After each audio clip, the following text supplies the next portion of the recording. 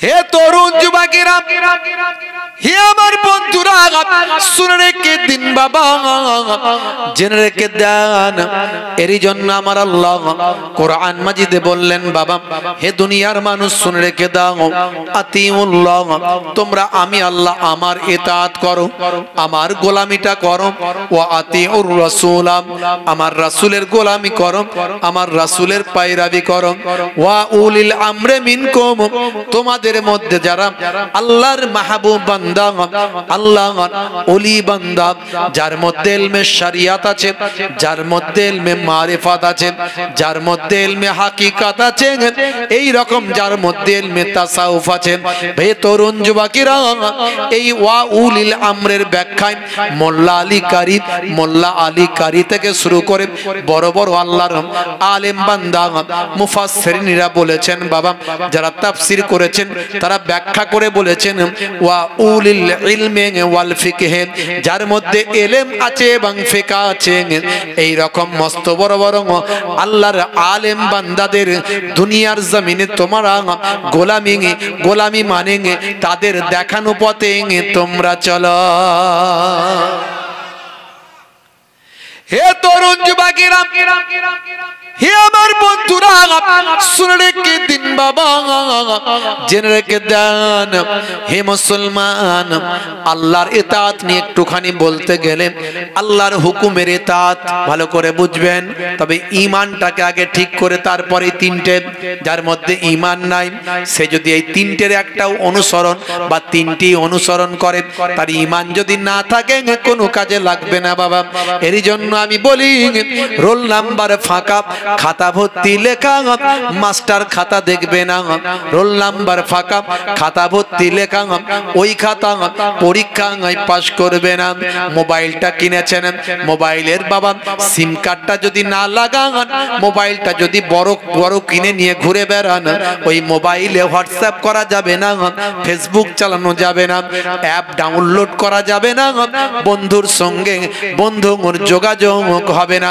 সিম card যেমন ছাড়া মোবাইলের কোনো দাম নাই, রোল নাম্বার ছাড়া যেমন পরীক্ষার খাতার কোনো মূল্য নাই, তেমন আপনার আমার ঈমান ছাড়া আমলের কোনো দাম নাই। এই জন্য ঈমানটাকে আগে ঠিক করতে হবে। ঈমান মানে টাকা সোনা চাঁদি নয়। আমি আর নতুন করে ঈমানের উপরে ওয়াজ করার দরকার মনে করছি না, কারণ আপনারা বোঝেন ঈমান মানে বিশ্বাস। কি কি বিশ্বাস করতে হবে এ আপনাদের জানা আছে। ঈমানে আমরা যেটা সাত কালেমার মধ্যে শেষ কালেমায় পড়ি না, আমানতু বিল্লাহি ওয়া মালাইকাতিহি ওয়া কুতুবিহি ওয়া রুসুলিহি ওয়াল ইয়াউমিল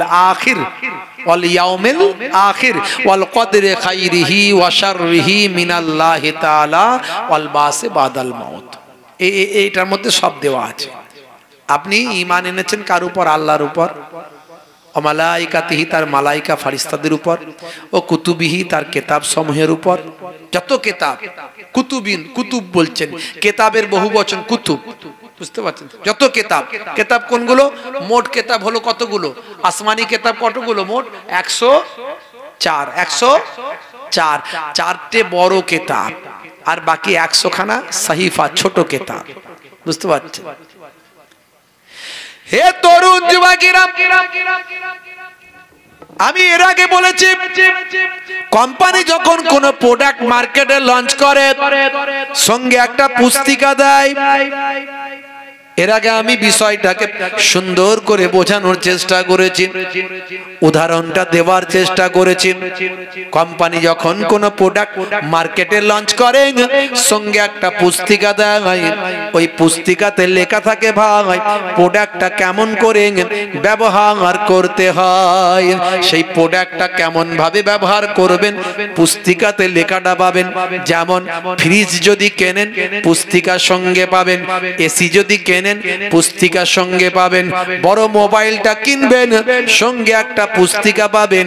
এই পুস্তিকাতে কখনো ভুল থাকতে পারে না, কারণ যিনি প্রোডাক্ট তৈরি করেছেন তিনি তো পুস্তিকায় সেই প্রোডাক্ট সম্পর্কে লিখে দিয়েছেন। হে তরুণ যুবকেরা, আমার আল্লাহ হযরতে আদম নবী থেকে শুরু করে এ পর্যন্ত কোটি কোটি কোটি কোটি মানুষ তৈরি করেছেন। এই মানুষ নামক প্রোডাক্টটা আমার আল্লাহ যুগে যুগে পৃথিবীর জমিনে পাঠিয়েছেন। আদম নবীর জামানায় মানুষ পাঠিয়েছেন, আদম নবীকে প্রতিনিধি করে একটা পুস্তিকা আমার আল্লাহ তুলে দিয়েছেন। ভাই আমার, মানুষ কেমন ভাবে ব্যবহার হবে সেই পুস্তিকায় লিখে দিয়েছেন। পুস্তিকার নাম হলো সাহিফা। ইব্রাহিম নবীর যুগে মানুষ নামক প্রোডাক্ট আল্লাহ পাঠিয়েছেন, সঙ্গে পুস্তিকা একটা ইব্রাহিম নবীর কাছে তুলে দিয়েছেন, প্রতিনিধি করে ইব্রাহিম নবীকে দিয়েছেন কেমন ভাবে মানুষ ব্যবহার হবে। এ তরুণ যুবকেরা, হে আমার মুরব্বিয়ানেরা, শুনে রেখে দিন বাবা, জেনে রেখে দেন।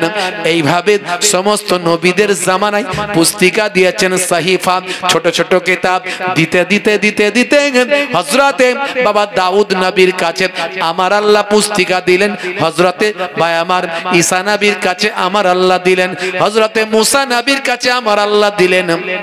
হে তরুণ যুবকেরা, ঈসা নবীর জামানায় মানুষ নামক প্রোডাক্ট পাঠিয়েছেন, সঙ্গে একটা পুস্তিকা ঈসা নবীর কাছে দিলেন। এই পুস্তিকাটার নাম হলো ইনজিল শরীফ। হযরতে মুসা নবীর জামানায় আমার আল্লাহ মানুষ নামক প্রোডাক্ট পাঠিয়েছেন, সঙ্গে একটা পুস্তিকা দিলেন। এই পুস্তিকাটার নাম হলো তাওরাত শরীফ। দাউদ নবীর জামানায় মানুষ নামক প্রোডাক্ট পাঠিয়েছেন, সঙ্গে একটা দাউদ নবীর কাছে পুস্তিকা পাঠিয়েছেন, মানুষ কেমন ভাবে জীবন যাপন করবেন সেই পুস্তিকায় লিখে দিয়েছেন। পুস্তিকাটার নাম হলো জাবুর শরীফ। আর আমাদের নবী আখিরি জামানার পয়গম্বর, জগতের শেষ নবী, যে নবীর উম্মত হবে সবচেয়ে বেশি কাল কিয়ামতের দিনে, যত পৃথিবীর বুকে আদি থেকে অন্ত পর্যন্ত, স্টার্টিং থেকে এন্ডিং পর্যন্ত, ইবতেদা থেকে ইন্তেহা পর্যন্ত, শেষ সময় পর্যন্ত যত মানুষ এসেছে বা আসবে সব মিলিয়ে কাল কিয়ামতে লাইন হবে 120টা।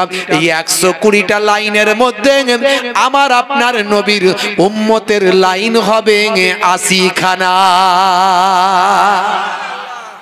এই 80 খানা লাইন হবে। তো এত বিশাল মানুষকে আল্লাহ পাঠিয়েছেন, তাদের জন্য তো একটা বড় পুস্তিকা দিতে হবে, তাই না? অনেক বিধি নিষেধ থাকবে। আর আমাদের নবী পৃথিবীর শ্রেষ্ঠ নবী, তাকে নবিউল আম্বিয়া, ইমামুল আম্বিয়া, সেই নবীর কাছে আল্লাহ একটা পুস্তিকা দিলেন। পুস্তিকাটার নাম কি? জোরে বলেন, কিতাবটার নাম কি? আল কোরআন। যদি আগুন লাগেন ধ্বংস হয়ে যায়, ধ্বংস হয়ে যায় পৃথিবীর সব বইয়ের দোকান, তবু বিশ্ব থেকে হারাবে না পবিত্র কোরআন। করবে কেমন করে কোরআন ধ্বংস? আগুনের তেজ। করবে কেমন করে কোরআন ধ্বংস? আগুনের তেজ। আছে বিশ্বে ভরা অগণিত কোরআনে হাফেজ, তারা ছাপি আসমানি গ্রন্থ, তারা ছাপি আসমানি গ্রন্থ, বাঁচাবে ইসলামের সম্মান, তবু বিশ্ব থেকে হারাবে না পবিত্র কোরআন। জোরে হবে না? আর জোরে হবে না? আমার আল্লাহ বলছেন, ইন্না নাহানু নাযালনা যিকরা ওয়া ইন্না লাহু লাহাফিজুন। এই কোরআন মাজিদ আমি আল্লাহ নাজিল করেছি, আর এর হেফাজতের দায়িত্বটাও আমি আল্লাহ নিজে গ্রহণ করেছি। আল্লাহ যে কিতাবের হেফাজত করবে বলেছে, সেই কিতাবের বিরুদ্ধে মামলা করলে কাজ হবে? জোরে বলেন, হবে? আরে এত মুসিবত, এত অত্যাচার, এত মসজিদ ভেঙে দেওয়া, মাদ্রাসা ভেঙে দেওয়া, এই বেদখল করে নিচ্ছে, হায় অমুক জায়গায় ওই হচ্ছে, এই করছে। আরে এসব নিয়ে আমাদের ভাবতে হতো না। যদি আমরা আল্লাহ ওয়ালা হয়ে যেতাম, আমাদের হয়ে আল্লাহ নিজেই ভেবে নিতেন কি করতে হবে। কিন্তু দুর্ভাগ্য 100 জনের 95 জন বেনামাজি। তা আল্লাহ বলছেন তোদের নিয়ে ভেবে আমার কি হবে, তোরা তোদের ঘটি হারা। আর তোদের জন্যই খারাপগুলোর জন্য ভালোগুলোও শেষ হচ্ছে। ঝড় যখন আসে ওই 95 জন ধ্বংস হবে, তার সঙ্গে 5 জনও ধ্বংস হবে, কিন্তু এই 5 জন ধ্বংস হয়ে জান্নাতি হবে। কিতাবে এসেছে যারা নেক মানুষ বিপদে পড়ে অন্য বড় জামাতের উপর যখন গজব আসে, কিছু ভালো মানুষ সেই গজবের কবলে পড়ে তারা যখন শেষ হয়ে যায়, তখন ওই কিছু মানুষ যেগুলো ভালো মানুষ ছিল গজবের কবলে পড়লো, এদেরকে আল্লাহ জান্নাত দিয়ে দেন।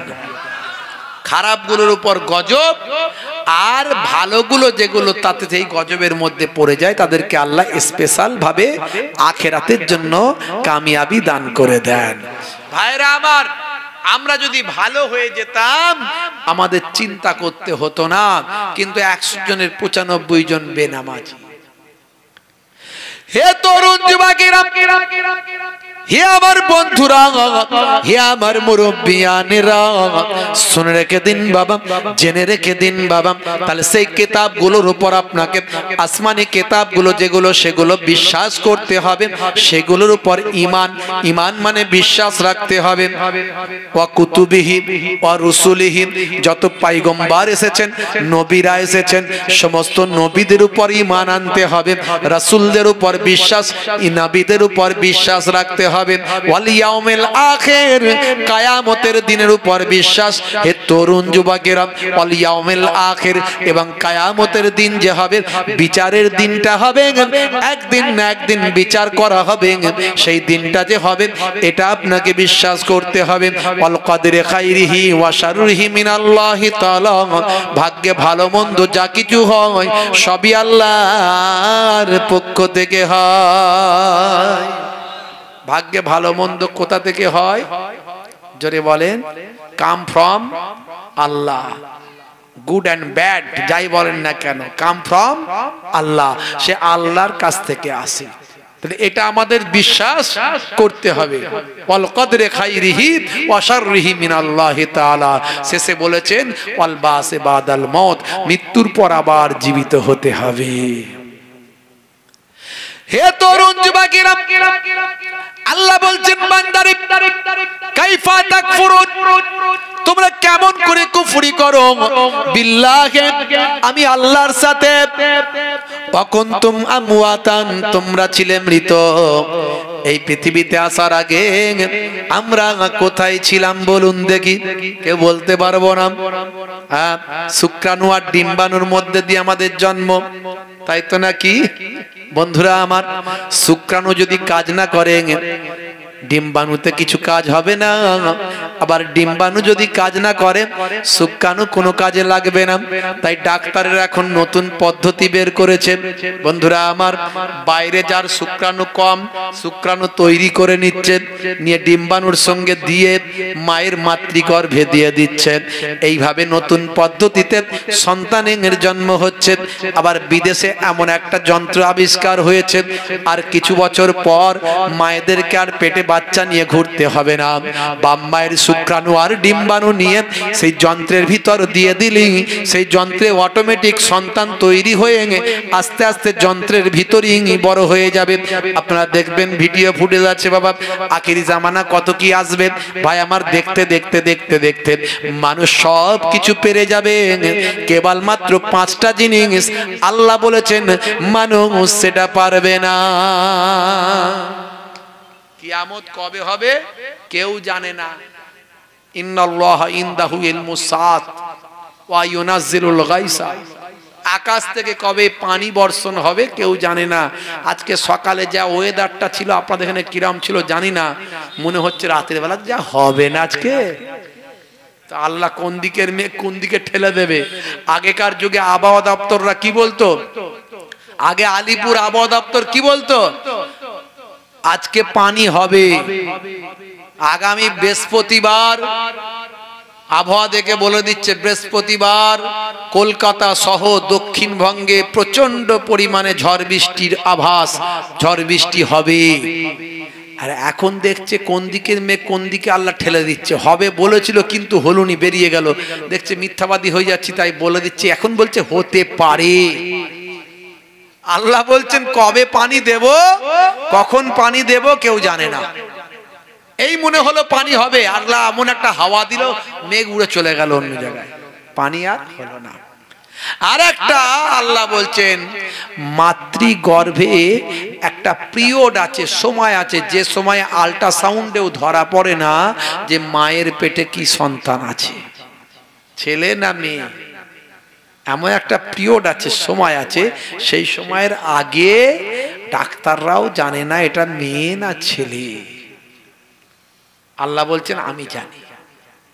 আর কোন মাটিতে কার রুজি আছে, কোনখানেতে কার রুজি আছে সে ছাড়া কেউ জানে না। আগামী কাল কে কি কাজ করবে সেটা সে ছাড়া, আল্লাহ ছাড়া কেউ জানে না। আপনি বলবেন আমরা শিক্ষিত মানুষ, আগামীকাল সকালে কলকাতা যাব, হতে পারে যাবেন আপনি, কিন্তু আমার আল্লাহ যদি চান তবে তো যাবেন। সকালবেলা 6টার বাস ধরবেন সরবেরিয়া থেকে, ভোর 4টে থেকে পাতলা পায়খানার বমি শুরু হয়ে গেল, যাওয়া হবে? হবে না। তাহলে আল্লাহ বলছেন আগামীকাল বান্দা কি কাজ করবে আমি জানি না, আর কোন মাটিতে কার মওত হবে আমি আল্লাহ ছাড়া কেউ জানে না। এই 5টা জিনিস পারবে না, বাকি সব আবিষ্কার করে ফেলবে বিজ্ঞান, সব আবিষ্কার করে ফেলবে আগামী দিন। তবুও এখন বিজ্ঞানের আবিষ্কার এখনো, তার মানে কবে যে কিয়ামত হবে বলা যাবে না। কেউ বলছে 25 সাল, 27 সাল, 30 সাল, সব বাজে কথা। বিজ্ঞান বলছে এখন মাত্র তারা এ পর্যন্ত সারা বিশ্ব ব্রহ্মাণ্ডে যা আছে তার মাত্র 2% আবিষ্কার করতে পেরেছে, 98% এখন আবিষ্কারই হয়নি। মাত্র এই পৃথিবী, মঙ্গল, বুধ, ইউরেনাস, নেপচুন, প্লুটো, শুক্র, এই রকম করে কটা গ্রহ উপগ্রহ এরা আবিষ্কার করতে পেরেছে, তাও সব জায়গায় পৌঁছাতে পারেনি। মাঝে মাঝে যান চালাচ্ছে, মঙ্গল গ্রহে যান পাঠালো কিন্তু যান গিয়ে বিকল হয়ে গেল, সে হাত পাশে ভেঙে সেখানে পড়ে রয়ে গেল, তার কোনো অস্তিত্ব নেই। তাহলে এখনো পর্যন্ত এইগুলোকেই ভালো করে আবিষ্কার করতে পারেনি। আর এই রকম বিজ্ঞান বলছে এই রকম উপগ্রহ, নক্ষত্র মিলিয়ন মিলিয়ন ট্রিলিয়ন ট্রিলিয়ন আছে। বুঝতে পারছেন? তাহলে কিয়ামত কবে হবে বুঝতে পারছেন? তবে ছোট ছোট কিয়ামতের নমুনাগুলো সব হয়ে গেছে, বড় বড় গুলো বাদ আছে। এখন বড় বড় গুলো বাদ আছে। দাজ্জাল বের হবে, ইয়াজুজ মাজুজ বের হবে। ভাই আমার পূর্ব দিক থেকে, পশ্চিম দিক থেকে সূর্য উদয় হবে। এই যে বড় বড় নমুনাগুলো, ইমাম মাহাদি আসবেন, ঈসা নবী আসবেন, এগুলো বাদ আছে। ছোটখাটো জিনিসগুলো সব হয়ে গেছে। গান বাজনা ঘরে ঘরে ঢুকে যাবে, অশ্লীলতা বেড়ে যাবে, জেনা ব্যভিচার মানুষ পাপ মনে করবে না, এই সব যে কাজগুলো সব আস্তে আস্তে দেখুন মিলে যাচ্ছে। হে তরুণ যুবকেরা, হে আমার বন্ধুরা, শুনে রেখে দিন বাবা। তাহলে ঈমানটা আপনাকে বুঝে নিতে হবে। ঈমানটা কি জিনিস আপনাদের বললাম। আল্লাহ বললেন বান্দারে কাইফা তাকফুরুন, তোমরা কেমন করে কুফরি করো, বিল্লাহি আমি আল্লাহর সাথে, কুনতুম আমওয়াতান তোমরা ছিলে মৃত, ফাআহিয়াকুম আমি তোমাদের জীবন দিয়েছি, সুম্মা ইউমিতুকুম আবার তোমাদের মৃত্যু দেব, সুম্মা ইহয়িকুম আবার তোমাদের জীবন দেব, সুম্মা ইলাইহি তুরজাউন তোমাদেরকে তারপর আমার কাছে ফিরতে হবে। ওরে বান্দা কেমন করে আমার ইবাদত ভুলে যাও, কেমন করে আমার সঙ্গে নাশুকরি করো, কেমন করে আমার অবদানকে অস্বীকার করো। আমি তোমাদেরকে এক কাতরা নাপাক পানি থেকে সৃষ্টি করেছি, কেমন করে তোমরা ভুলে যাও। মাতৃগর্ভে এক কাতরা নাপাক পানি থেকে আমি আল্লাহ সৃষ্টি করেছি। কথা ঠিক না ভুল বলেন? হে তরুণ যুবকেরা, সেই মানুষ আজকে আল্লাহ ভুলে গেছে। আল্লাহ বলছেন বান্দারে ইয়া আইয়ুহাল্লাযীনা আমানু লা তুলহিকুম আমওয়ালুকুম ওয়ালা আওলাদুকুম আন যিকরিল্লাহ ওয়া মান ইয়াফআল যালিকা ফাউলাইকা হুমুল খাসিরুন। হে দুনিয়ার মানুষ শুনে রেখে দাও, জেনে রেখে দাও, हे दुनियार मानुष ना भुला दे माल तुम्हारा और औलाद तुम्हारे अल्लाह के इबादत से।